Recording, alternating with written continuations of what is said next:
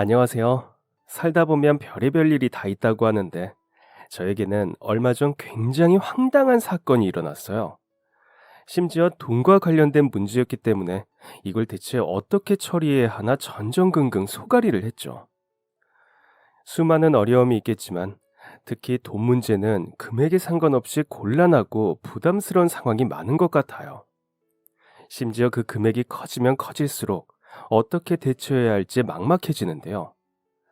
평범한 삶을 살던 저에게 이런 일이 일어난 게 신기하기도 해요. 저는 식당을 하나 운영하고 있어요. 이 식당은 벌써 10년째 운영을 하고 있는데 저에게는 제 가게라는 의미 말고도 매우 뜻깊은 곳이에요. 남편 덕분에 어렵게 구한 곳이기 때문에 그 의미가 남다르거든요. 제 남편은 어린 시절부터 정의로운 사람이었어요. 중고등학생 시절 한 동네에 살아서 서로 얼굴이나 이름 정도는 알던 사이였거든요. 평범한 저와는 달리 남편은 정의감도 투철하고 무엇보다 사람이 참 반듯하고 인성이 훌륭한 사람이었어요. 다른 어디에서도 제 남편처럼 바른 사람을 찾기 힘들다 싶을 정도였죠. 저는 어릴 때 일찍 부모님이 돌아가시고 할머니와 함께 살았어요. 할머니는 동네에서 오랫동안 찌개집을 운영하고 있었고 저는 일찍부터 가게를 나가서 일손을 도왔어요. 그러다 보니 꽤 어린 시절부터 요리하는 법을 배웠던 것 같아요. 할머니의 가게는 오랜 시간 운영을 해서 그런지 단골 손님이 대부분이었어요. 할머니의 가게를 5년, 10년씩 다닌 분들도 많았어요. 문을 열고 들어올 때마다 어떤 메뉴를 먹는지, 간을 어떻게 하는지, 반찬은 무엇을 많이 주고 어떤 것을 먹지 않는지를 줄줄이 꿰고 있었는데요. 그 모습이 엄청 신기했어요.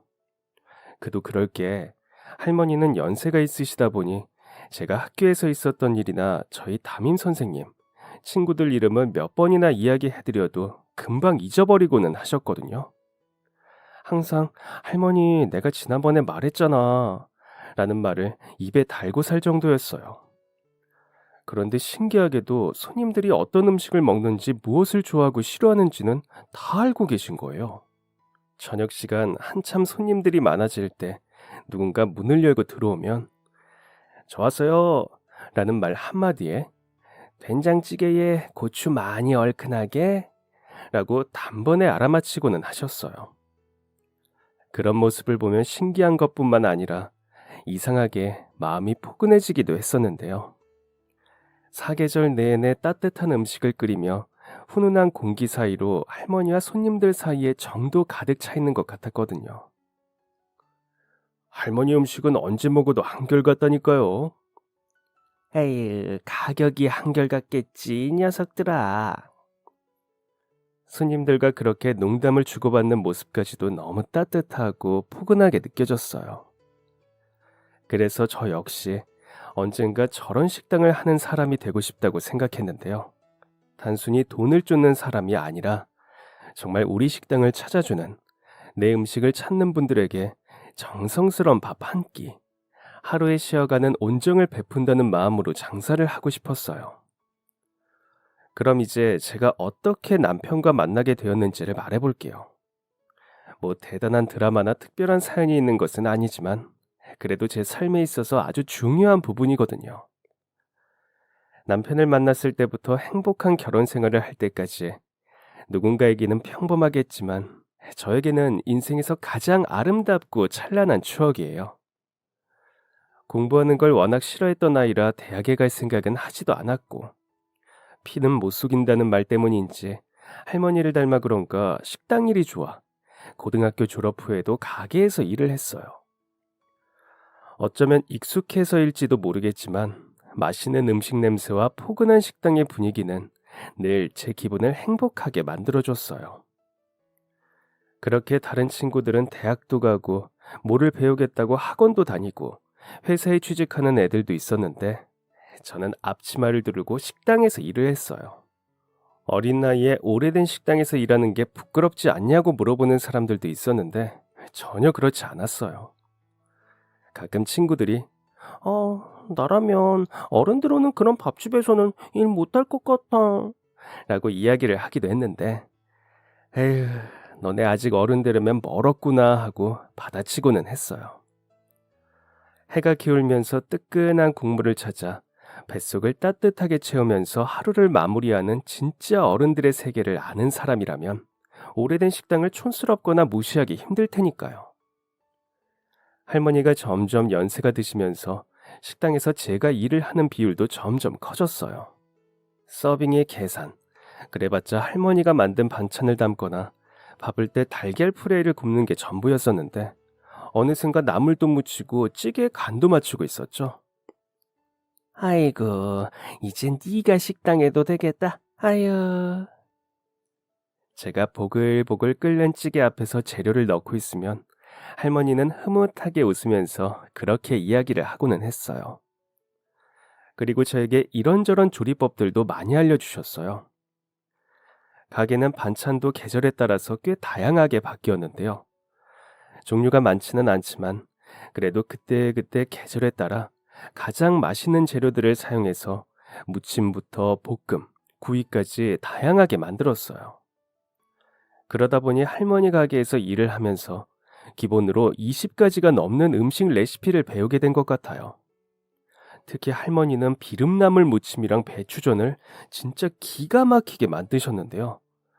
할머니의 비름나물이 너무 맛있어서 여름만 기다린다는 손님들도 있었어요. 저도 날이 너무 더워 입맛이 없다 싶을 때도 할머니가 만들어주는 비름나물을 먹으면 밥 2그릇은 금방 뚝딱 하게 되더라고요. 그렇게 본격적으로 할머니의 오른팔로 식당에서 일한 지 3년 가까이 되고 있었어요. 어느 날 낮에 가게로 손님 한 명이 들어오는데 익숙한 얼굴이더라고요. 점심시간은 조금 지나고 저녁은 되기 전이라 손님이 없어 할머니는 잠시 집에서 낮잠 한숨을 주무신다고 가시고 저 혼자 가게를 보고 있을 때였죠. 어서 오세요. 어? 야. 오, 야, 안녕. 오랜만이다. 맞아요. 그 젊은 남자는 바로 같은 동네에서 살면서 얼굴과 이름 정도 알고 있는 바로 미래 제 남편이었죠. 고등학교는 달라지고 20살 된 이후에는 딱히 만날 기회나 접점이 없다 보니까 몇 년 만에 재회한 거였어요. 접점뿐만 아니라 저희가 따로 연락을 하거나 약속을 잡을 정도로 친했던 사이가 아니라서 그러기도 했어요. 그렇게 친한 사이가 아닌데도 뭔가 익숙한 얼굴을 보니까 굉장히 반갑더라고요. 그 친구도 그랬는지 저를 보면서 엄청나게 반가워했어요. 주문을 받고 주방에서 음식을 만들고 가져다 줬어요. 마침 가게에는 손님도 없어서 밥 먹는데 앞에 앉아서 그동안 어떻게 지냈냐고 이야기를 나눴죠. 야, 진짜 오랜만이다. 아직 이 동네 살아? 아니면 볼일 있어서 들린 거야? 고모네가 아직 이 동네 살아. 난 군대 갔다가 얼마 전에 전역했어. 대학교가 다른 지역이라서 그동안 여기 근처 올 일이 없었는데 전역하고 고모네 집에 인사하러 왔거든. 내일 다시 학교 돌아가기 전에 오랜만에 동네 돌아다니다가 들어온 건데, 이야, 너를 딱 만났네. 그러고 보니 네가 할머니 식당 일 도와줬던 거 기억난다. 아유, 거기가 여기였구나. 너는 잘 지내? 나는 졸업하고 할머니 식당에서 일하면서 지내. 와, 근데 너 대학 갔어? 응, 그렇게 좋은 데는 아니고 그냥 공대인데 거기 나오면 취업 잘 된다고 하더라고. 나도 빨리 취업해서 일자리 잡는 게 목표라서 그냥 돈 잘 버는 곳이라길래 갔어. 이야, 그래도 대단한데? 나는 공부는 진짜 아니었거든. 그래서 대학은 생각도 안 해봤어. 할머니 식당 일이 재밌기도 하고. 나야말로 네가 더 대단한 것 같아. 우리 나이에 자기 하고 싶은 일 하는 거 쉽지 않잖아. 다들 그냥 주변 분위기 따라가거나 아니면 돈벌이 되는 거 하는데 너는 식당 일이 재밌어서 한다니 대단하다. 네가 좋아하는 일을 하는 거잖아. 멋있어. 아니, 뭐야. 네가 이렇게 말을 잘하는 사람이었나? 누가 들으면 뭐 대단한 일이라도 하는 줄 알겠다. 동네에서 할머니가 운영하는 식당 일하는 건데 그래도 그렇게 말해주니까 고맙다. 저희는 그렇게 오랜만에 근황도 물어보고 수다도 떨다가 식사를 마치고 그 친구가 먼저 자리에서 일어났어요. 저는 가게 앞까지 배웅을 해주었고, 그 친구는 내일 돌아가기 전에 한 번 더 들리겠다고 하더라고요. 내일 또 보자며 인사를 나누고, 그날은 그냥 오랜만에 아는 친구를 만나서 좋았다는 생각 정도였어요. 그리고 다음날, 그 친구는 전날 약속한 것처럼 다시 식당을 찾았어요. 음식을 내주고 또 한참 수다를 떨다가 앞으로 종종 연락하면서 지내자고 이야기하고는 돌아갔죠. 그리고 시간이 흘러 그 친구한테 연락이 왔어요. 자기는 학교로 잘 돌아와서 지내고 있다고 안부를 전했죠. 그렇게 서로 연락을 좀 주고받다가 다음에 시간 되면 또 식당에 놀러 오겠다고 이야기하며 너도 시간 되면 내가 있는 곳에 놀러 한번 와라. 맛있는 거 사주겠다 했어요.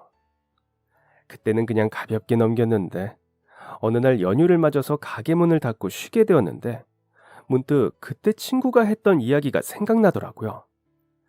딱히 할 일도 없고 만날 사람도 없던 저는 친구에게 연락해서 연휴에 쉬는데 놀러 가도 되냐고 물어봤어요. 마침 자기도 할 일이 없다면서 흔쾌히 약속을 잡았고 저는 오랜만에 기차를 타고 그 친구가 대학에 다니는 동네로 놀러 갔어요. 오느라 고생 많았지? 여기까지 왔으니까 오늘은 내가 맛있는 거 다 사줄게. 맛집도 다 알았어. 기차역까지 마중을 나온 친구가 저를 너무 반갑게 맞아주더라고요. 저희는 근처에 유명하다는 놀이공원도 놀러 가고 학교 주변도 걸어 다니고 학생들이 자주 찾는다는 전이 유명한 맛집도 갔어요. 대학을 진학하지 않았던 저는 대학교 근처의 분위기가 신기하더라고요. 밥을 다 먹은 후에는 대학교 안에 들어가서 그냥 걸으면서 돌아다녔는데 이렇게 큰 건물이 전부 학교라니까 엄청 신기했어요. 그리고 이런저런 이야기를 나누다 보니 그 친구에게는 사실 고민이 하나 있더라고요. 솔직히 말하면 사실 여기를 오고 싶던 건 아니었어. 그날 너 만나서 돈 잘 버는 곳이라고 쿨한 척 이야기하기는 했는데 물론 사실이기는 하지만 내 꿈은 따로 있었거든. 어릴 때 아버지 돌아가시고 어머니는 재혼하시면서 나는 고모 집에서 살게 되었는데 그래서 뭔가 항상 마음이 불편했어. 고모랑 고모부가 엄청나게 잘해주기는 하셨는데 그래도 내 집 가족이라는 생각이 안 들었거든. 그래서 그냥 빨리 고등학교 졸업해서 기숙사든 월세든 얻어서 대학 가는 게 목표였어. 그리고 실제로 고등학교 졸업하자마자 도망치듯이 대학에 갔는데 원하던 공부가 아니다 보니 하나도 즐겁지가 않은 거야. 학교 다니는 게 너무 재미없고 수업도 듣기 싫은데 장학금을 받아야 계속 다닐 수 있으니까 억지로 공부했었어. 그러다가 회피하고 싶어서 다시 도망치듯이 군대에 들어갔지. 뭔가 나한테는 꿈이라는 게 사친 것 같아서 포기하고 있었는데 그날 너를 만나고 마음이 조금 달라졌어. 네가 하고 싶은 일을 하면서 지내는 걸 보니까 내가 이렇게 사는 게 맞을까 싶은 생각이 들더라고. 이대로 학교를 졸업하고 취업하면 그게 과연 행복할까 싶기도 했어. 그래서 고민 중이야. 지금이라도 대학을 그만두고 내가 원하는 길로 갈지. 사실 그 친구의 꿈은 경찰이었어요. 하지만 자신의 꿈을 위해서 가는 길이 현재 상황과 맞지 않아서 미뤄두었던 거죠. 저는 그냥 오래된 식당에서 일하는 사람일 뿐인데 그런 제 모습을 보고 자신의 꿈을 다시 찾을까 고민한다니. 뭔가 내가 그렇게 대단한가 싶은 생각이 들기도 하고 현실과 타협하느라 자신의 꿈을 뒤로하는 마음이 어땠을까 헤아려 보기도 했어요. 저도 아직 인생에 대해 잘 모르고 그 아이가 지금이라도 경찰이 되려고 한다면 어떤 준비를 해야 할지 전혀 몰랐기 때문에 이렇다 할 조언을 해줄 수가 없더라고요. 그래서 조용히 이야기를 듣다가 집으로 돌아갈 시간이 되어서 기차역으로 갔어요. 그런데 사람들이 그러잖아. 인생은 생각보다 짧다고. 솔직히 맞는 말인 것 같아. 우리 부모님도 엄청 일찍 돌아가셨잖아. 어떻게 될지 모르는 인생인데 그냥 가끔은 하고 싶은 일을 하는 것도 좋지 않을까? 너한테 어떻게 하라고 조언을 할 수 있는 입장은 아니지만 그래도 네가 잘 생각해보고 아주 시간이 많이 흐른 뒤에도 정말 후회로 남을 것 같다 싶으면 지금이라도 꿈을 찾아가는 게 좋지 않을까 생각해. 이야기를 듣더니 그 친구는 활짝 웃으면서 고개를 끄덕였어요. 그리고 몇 달 뒤 학교를 그만뒀다고 하더라고요. 그러더니 우리 동네에서 멀지 않은 곳에 집을 얻어서 경찰 공무원 시험 준비를 하기 시작했어요. 저는 그 친구가 학교를 그만두고 시험 준비를 시작한 것에 왠지 제 책임이 있는 것 같은 생각이 들었었어요. 묘한 책임감이 느껴져서 다른 도와줄 수 있는 건 없고 그 애가 공부할 때 식사라도 챙겨 먹으라고 종종 반찬을 가져다 주고는 했어요. 체력 관리에 공부까지 해야 하니 혼자인 애가 힘들겠다 싶어 밥이라도 잘 챙겨 먹으라고 도시락도 싸주고는 했죠. 그동안 그 친구는 낮에는 서점에서 아르바이트하고 밤에는 편의점에서 일하면서 시험을 준비했어요. 학원에 다니면서 아르바이트하는 중간중간 틈이 날 때마다 책을 붙잡고 살았어요. 체력을 기르기 위해 매일 동네를 뛰고 운동도 열심히 했어요. 그렇게 2년을 정말 열심히 살더니 마침내 시험에 합격했어요. 이야, 열심히 준비한 보람이 있구나. 그럼 나 진짜 한다면 하는 사람이야. 축하해. 야, 이제 진짜 경찰이네. 옆에서 도와줘서 고마워. 그동안 내가 시험 준비 잘할 수 있었던 거 네 덕분이야. 너 아니었으면 밥도 못 먹고 굶어 죽을 뻔했는데 한국 사람은 밥심이라고 네 덕분에 합격한 거야 나. 에이, 내가 뭐 한 게 있다고. 됐어. 네가 잘해서 성공한 거지. 그래서 말인데 내가 너한테도 잘할게. 앞으로 공부 말고 너한테 잘해줄 테니까 아, 그, 아, 그, 나 한번 믿어보고 이 연애할래? 그렇게 저희는 연애를 시작하게 됐어요. 합격하면 고백하려고 기다렸다고 하더라고요. 시험에 못 붙으면 자기는 그냥 공부 준비하는 백수라고 꼭 합격한 다음에 고백해야지 하면서 의지를 다졌다고 해요. 얼마 후 그 친구는 순경으로 발령을 받았고 초반에는 일하는 시간대가 계속 달라져서 적응이 쉽지 않았어요. 저희가 만날 수 있는 날도 많지 않았지만 그래도 괜찮았어요. 시험을 준비하는 동안 쌓아온 믿음이 있었기 때문에 그 정도 서로 보지 못하는 거로 멀어질 사이가 아니었거든요. 그 사이 할머니는 나이가 많이 들어 이제는 식당에 이틀에 한 번 나오는 것도 힘들어 하셨어요. 게다가 건물이 철거에 들어간다고 해서 나와야 하는 상황이었죠. 할머니는 이제 자기는 더 이상 식당 운영을 하지 못하겠다고 하셨고 그렇게 오래 운영하던 가게를 접게 되었어요. 할머니가 운영하던 식당이 문을 닫은 후 저는 다른 가게에서 일을 하게 됐어요. 그동안 모아둔 돈이 크지도 않고 가게를 접으면서 받은 보증금도 별로 많지 않았거든요. 그래서 내 가게를 차릴 때까지 돈도 더 모을 겸 다른 식당에서 일을 했어요. 그리고 어느새 저희가 연애를 한 지도 2년이 넘어갔어요. 저희는 누가 먼저 이야기를 꺼내지 않았지만 자연스럽게 서로가 결혼 상대라고 생각하고 있었어요. 그래서 결혼 비용을 위해 조금씩 돈을 모았죠. 대단한 이벤트 없이 물 흐르듯 자연스럽게 진행이 됐던 것 같아요. 이야기하다가 결혼은 이때쯤 하는 게 좋겠다. 어디서 하면 좋을까 하면서 예식장을 알아보러 다니고 같이 살 집을 찾으러 다녔어요. 비싼 반지나 화려한 프로포즈는 없어도 우리가 서로의 아내와 남편이 될 거라는 사실은 분명했죠. 연애한 지 3년 만에 저희는 작은 예식장에서 결혼했어요. 남편의 혼주석에는 어릴 때 키워주셨던 고모님과 고모부가, 저희 쪽에는 할머니가 자리하셨어요. 둘 다 친구가 많은 사람들도 아니고 친척이 많지도 않아서 하객이 엄청나지는 않았지만 그래도 작은 예식장에서 처음으로 반짝이는 드레스와 한 번도 입어본 적 없던 턱시도를 입고 앞으로 평생 검은 머리 팥뿌리가 될 때까지 서로를 아껴주고 사랑할 거라고 다짐했어요. 할머니는 제가 결혼하는 것을 마지막으로 보고 가고 싶으셨는지 시기 끝나고 얼마 지나지 않아 세상을 떠나셨어요. 결혼한 지 얼마 되지도 않아 장례까지 돕게 만들어 미안하다는 제 이야기에 남편은 자신에게도 할머니는 가족이었다면서 그런 소리 하지 말라고 하더라고요. 그렇게 결혼 후에도 저희는 서로를 돕고 힘들 때는 가장 든든한 지원군이 되어주고 기쁜 일이 있을 때는 내일처럼 축하해주며 지냈어요. 남편은 꿈에 그리던 경찰 일을 하게 되면서 아무리 피곤하고 힘들어도 늘 기쁜 마음으로 출근했죠. 자신이 하고 싶은 일을 하는 사람의 표정은 저런 거라는 것을 남편을 보면 매일 알 수 있었어요. 그리고 늘 그렇게 긍정적인 남편과 함께 하다 보니 저 역시 매일 사는 게 웃을 일 뿐이더라고요. 저희는 넉넉한 형편은 아니었지만 그래도 서로 함께 하면서 참 많이 행복했어요.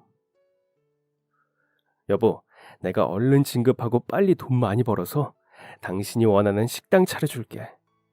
당신도 나 뒷바라지 해주면서 내가 꿈을 이룰 수 있게 해줬잖아. 이제는 내가 당신 꿈을 이뤄줄게. 조금만 기다려. 남편은 출근할 때마다 진심을 담아 이야기를 하고는 했어요. 그리고 결혼한 지 1년이 지난 어느 날 아기 천사까지 찾아왔어요. 임신 소식을 알렸더니 너무 기뻐하더라고요. 저를 꼭 닮은 딸이었으면 좋겠다면서 저희는 매일 불러오는 배를 보며 무사히 건강하게 태어나게 해달라고 소원을 빌었어요. 10개월을 뱃속에서 잘 자라준 우리 아기를 낳은 날 얼마나 행복했는지, 그리고 남편이 얼마나 기뻐했는지 이루 다 말로 표현할 수가 없어요. 저보다는 남편 얼굴을 똑 닮았지만 그래도 간절히 바라던 딸이었죠. 딸이 태어난 이후 남편은 더 열심히 일을 했어요.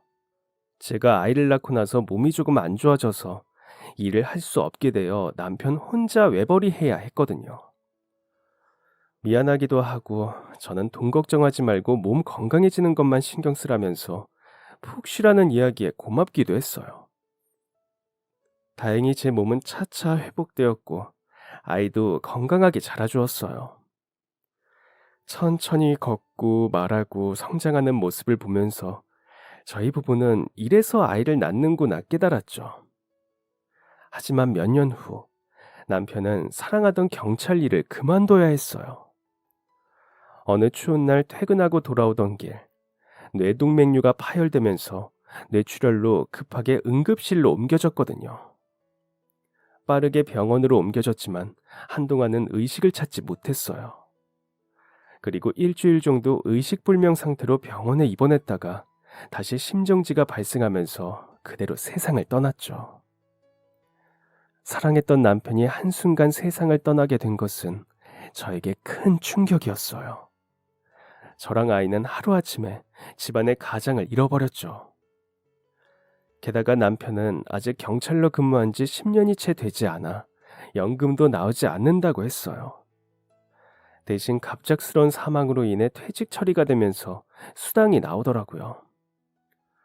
큰돈은 아니었지만 목돈을 받으니 늘 남편이 저에게 열심히 벌어서 빨리 식당을 차려주겠다는 이야기가 떠올랐어요. 이런 식으로 식당 차려주는 건 필요 없는데 나는 당신이랑 같이 살고 싶었던 건데. 저는 속없이 웃고 있는 남편의 사진을 보면서 눈물을 흘렸어요. 하지만 마냥 슬퍼하기만 할 수는 없었어요. 어린아이를 이제 혼자 힘으로 키워야 하니 주저앉아서 울기만 할 수는 없었죠. 그리고 남편이 남기고 간 돈으로 저는 마침내 제 가게를 열게 되었어요. 남편의 수술비와 병원비를 내고 큰돈이 남지는 않아서 보증금이 저렴한 곳으로 들어갔어요. 가지고 있는 재산을 박박 긁어 모아서 500만 원 정도의 보증금에 1000만 원 권리금을 내고 들어갔어요. 그리고 제가 가장 잘하는 찌개집을 차렸죠. 보증금이 저렴한 만큼 자리가 엄청 좋은 곳은 아니었어요. 그래도 유동인구가 완전 없는 곳은 아니라서 조금씩 손님들이 오기 시작했어요.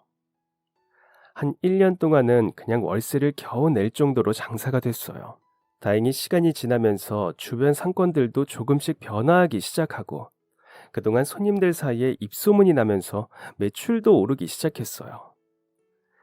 장사가 너무 잘 되어서 돈을 쓸어 담는 것은 아니었지만 그래도 알뜰하게 살면서 아이 키우기에는 부족함이 없었어요. 식당은 꾸준히 단골을 만들면서 자리를 잡아가기 시작했고 어느새 같은 자리에서 운영을 한 지도 10년이 되었어요. 그동안 저의 식당을 찾던 많은 분과 함께 저 역시 나이가 들어갔어요. 아이도 학교에 다닐 정도로 훌쩍 자랐죠. 다만 주변 상권이 조금씩 변화하기 시작하니 몇 년 전부터 건물주가 월세를 올리기 시작했어요. 처음에는 그래, 세월도 흐르고 주변 시세도 변하니 이 정도는 올릴 수 있지 싶었는데 그렇게 조금씩 인상을 하다 보니까 언젠가부터 조금 부담스럽다는 생각이 들더라고요.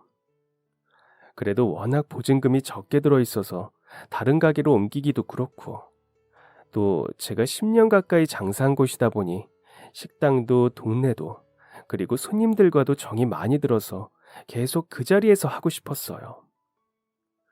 어느 날 할아버지 한 분이 가게로 들어왔어요. 식사 시간이 살짝 지난 때라 아이가 학교 끝나고 식당에 와 있었어요. 주방 옆쪽에 작은 방이 있어서 종종 학교 끝나고 거기에서 숙제도 하고 낮잠도 자고 하거든요. 그날도 한참 방에서 숙제하고 있었고 저는 할아버지가 오셔서 밖으로 나와 주문을 받고 음식을 냈어요. 식사를 다 마치고 자리에서 일어나 계산대로 오셨는데 주머니에 손을 넣다가 흠칫 놀라면서 당황하시더라고요.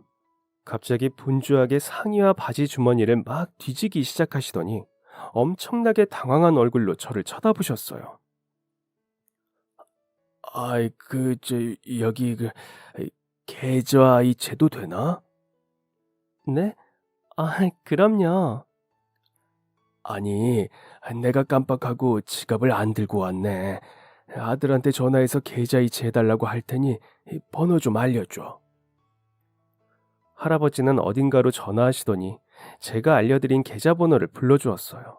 입금될 때까지 잠깐 기다리시려는 것 같길래 저는 괜찮다고 알아서 잘 보내주시지 않겠냐고 먼저 가셔도 된다고 인사를 드렸죠. 때마침 방 안에서 딸이 엄마 하면서 부르길래 저도 아이한테 가봐야 할 것 같다고 서둘러 인사를 했어요. 당연히 보내주시겠지 하는 믿음도 있었고 혹시 형편이 어려운 분이라 식사가 필요하신 거였다면 돈을 보내주지 않으셔도 한 끼 잘 대접했다고 생각하고 넘기려고 했어요.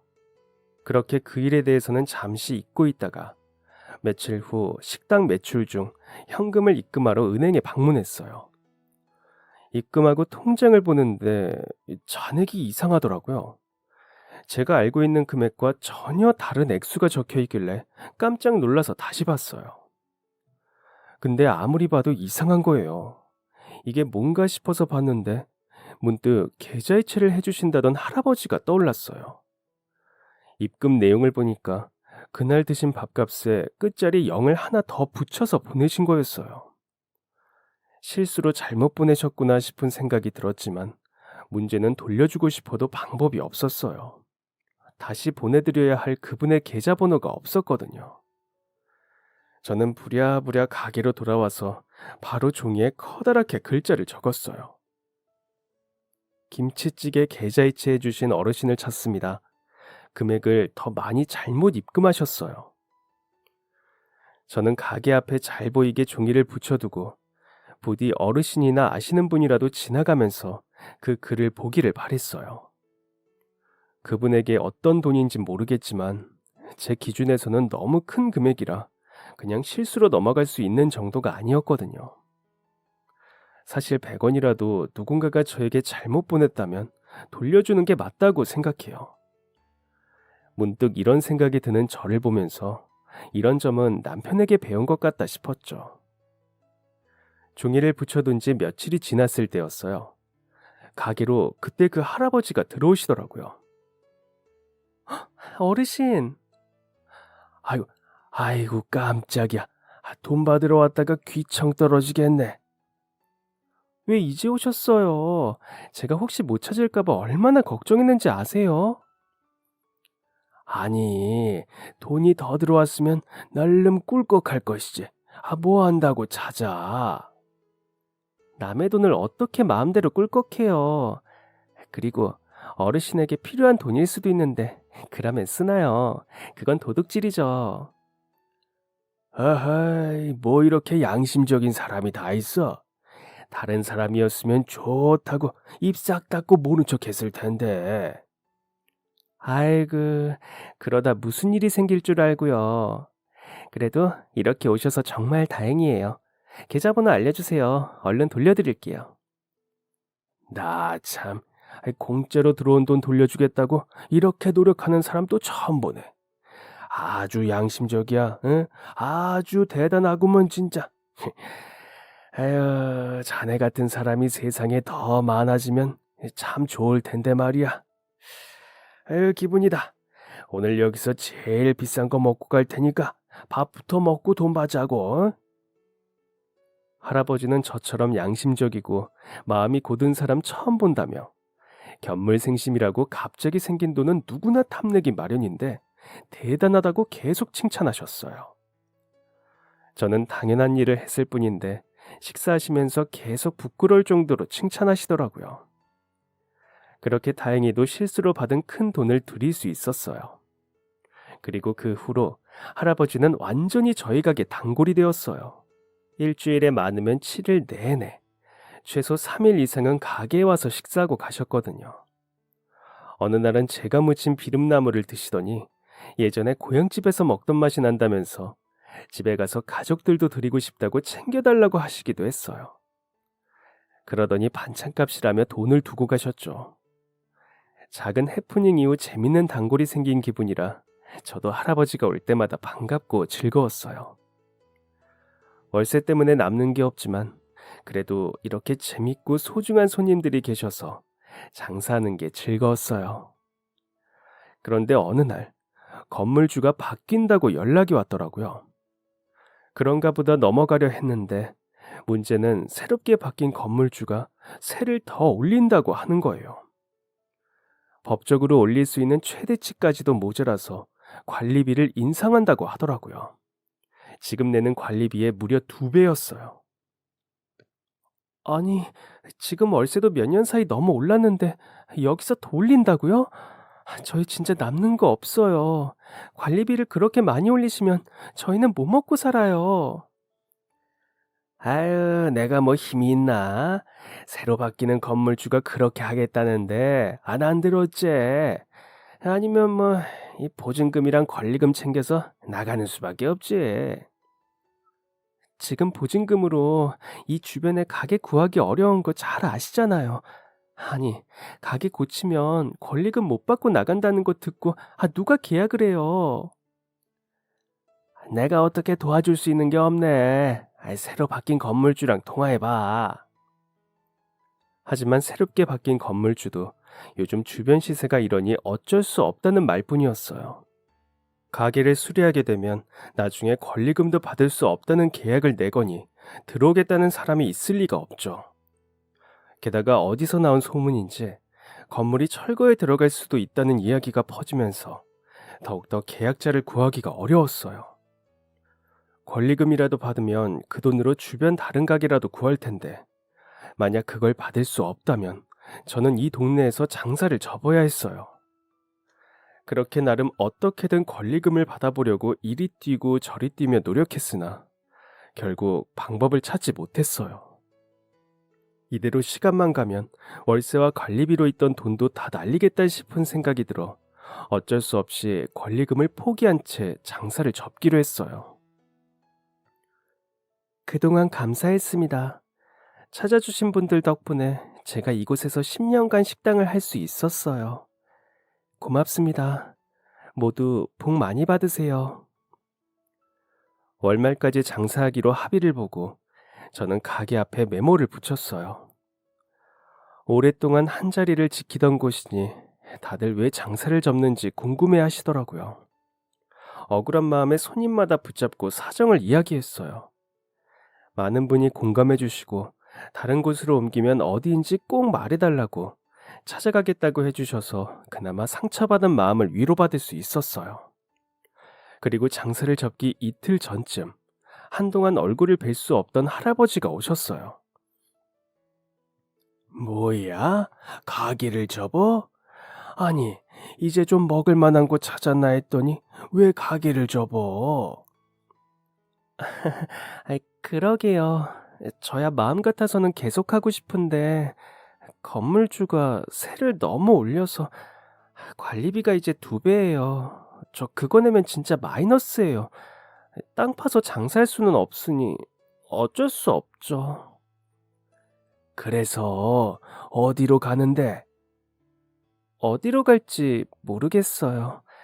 제가 권리금도 못 받고 나가서 아마 여기 근처에서는 가게 하기 어려울 것 같고 아, 다른 데 알아봐야죠. 뭐?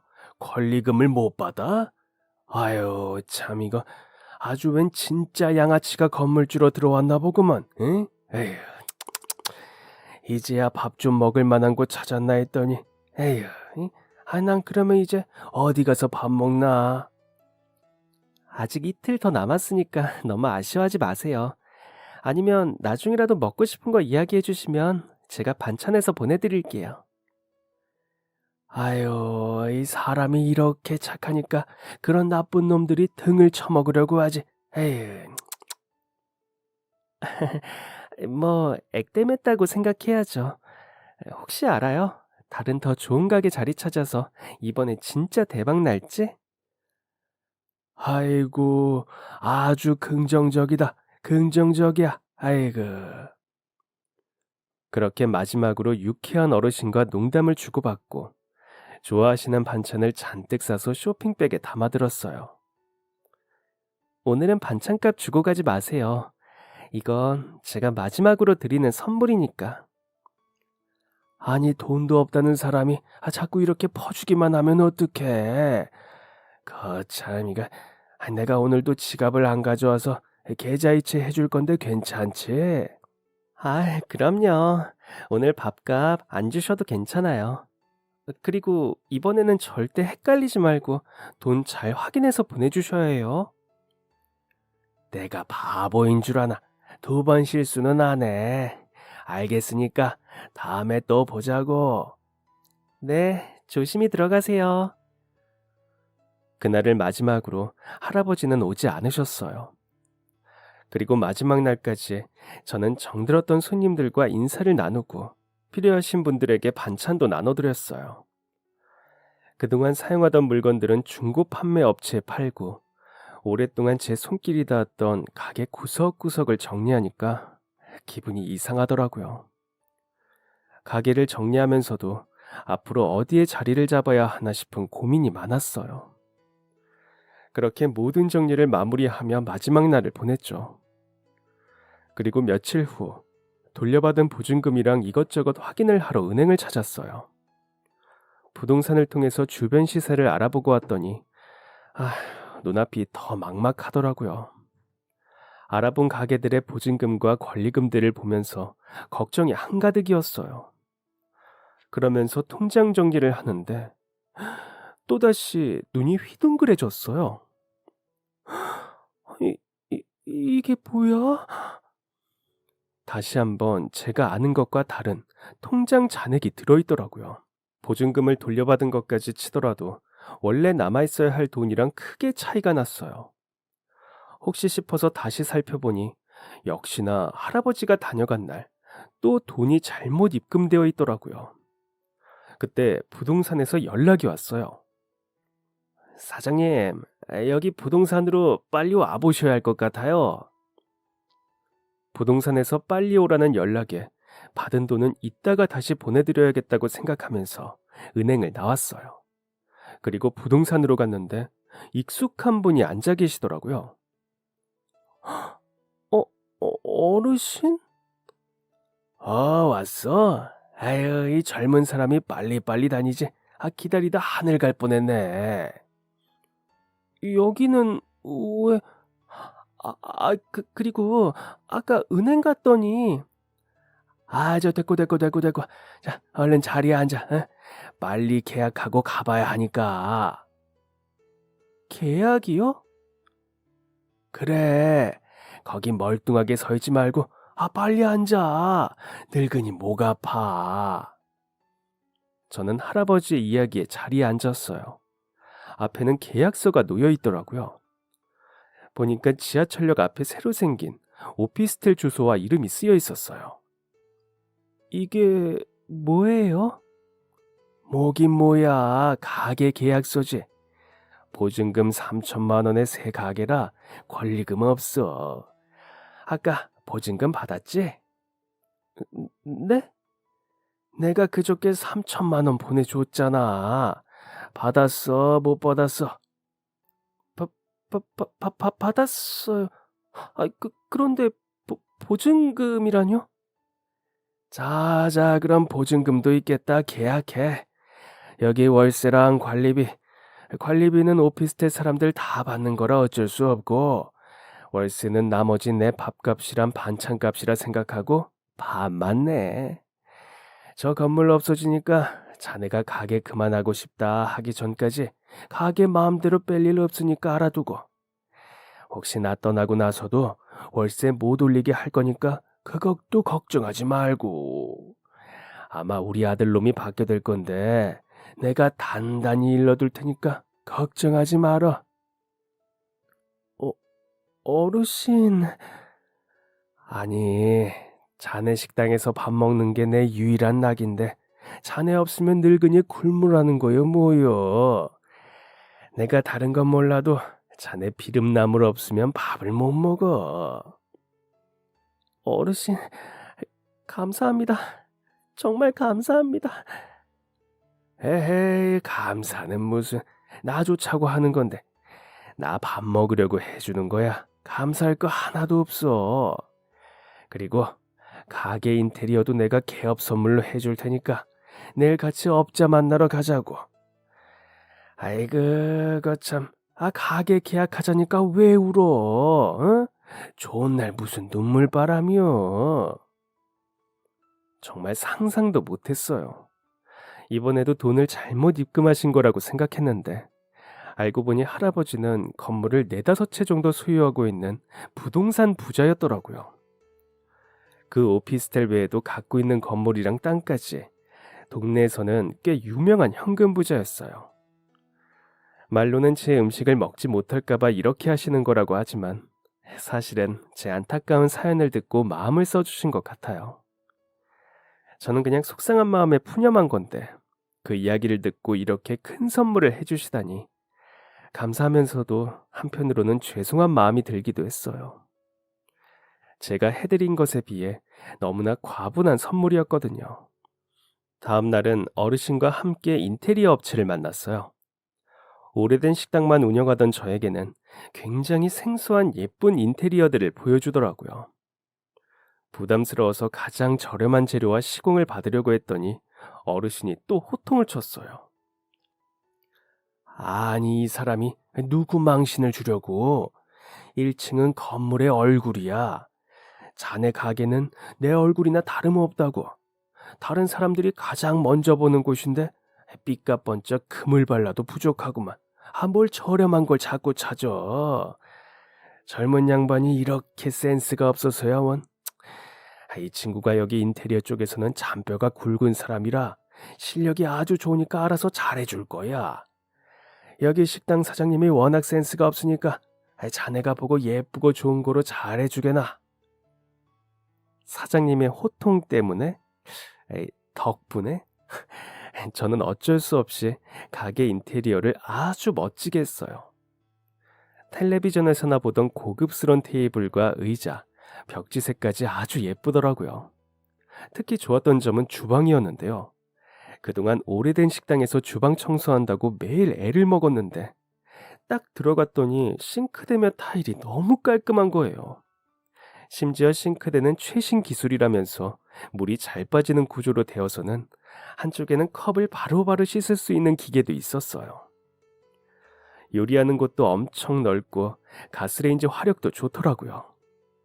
한쪽에는 포장 판매를 할 수 있는 기계도 들어와 있었는데요. 그동안 포장이랑 배달을 하고 싶어도 기기랑 비용이 만만치 않아서 엄두를 내지 못하고 통이랑 비닐봉지만 몇 개 가져다 두고 해드렸었는데 솔직히 너무 좋더라고요. 시험 삼아서 기계를 사용해보니 순식간에 말끔하게 통 위에 비닐이 씌워지더라고요. 딸내미도 가게에 와서 구경하더니 전에 있던 곳이랑 비교도 안 되게 좋다면서 기뻐했어요. 그리고 어린 딸이 식당 쪽방에 머무르는 게 마음에 불편하다면서 오피스텔 투룸으로 이사 오라고 제안도 해주셨는데요. 진짜 있는 건 아닌 것 같은데 상가주인 특별 할인이라며 오피스텔 전세도 저렴하게 제안하셨더라고요. 덕분에 가게와 같은 건물에 말끔한 오피스텔로 이사 왔는데요. 신축 건물로 이사했더니 딸이 너무 좋아해요. 우와, 엄마 여기 봐. 엘리베이터도 있어. 우와, 엄마 이것 봐. 화장실에 타일에 곰팡이도 없어. 새 집이 너무 신기한지 신나서 뛰어다니는데 그동안 딸내미도 이런 집에 살고 싶었겠구나 싶으면서 약간 미안한 마음이 들기도 했어요. 그리고 이제는 학교가 끝나면 가게 쪽방 대신 집에서 숙제하는데요. 저도 같은 건물이니까 가게에 손님이 없을 때마다 틈틈이 올라가서 딸을 챙겨줄 수 있어서 너무 좋아요. 식당이 이사를 한 이후 할아버지는 다시 거의 매일 식사하러 오시는데요. 밥값 때문에 월세를 저렴하게 주시는 거라고 하시더니 식사하러 오셔서도 꼬박꼬박 돈을 내고 가세요. 제가 안 받는다고 하면 테이블 위에 돈을 두고 가버리기도 하시고요. 새로 이사 온 가게는 직원을 2명이나 더 쓸 정도로 장사가 정말 잘 되는데요. 목 좋은 자리에 맛있는 음식까지 더해지니 손님은 저절로 늘더라고요. 덕분에 매출도 많이 늘어서 딸내미가 다니고 싶다던 학원도 보내주게 되었는데요. 우연히 잘못 들어온 돈을 원래 주인에게 돌려드렸을 뿐인데 그 일로 이렇게 큰 행운까지 얻게 되었다니. 착한 일을 하면 복을 받는다는 옛말이 맞는 것 같네요. 그럼 지금까지 사연 들어주셔서 감사합니다. 사연이 재밌으셨다면 구독과 좋아요를 눌러주세요. 감사합니다. 안녕히 계세요.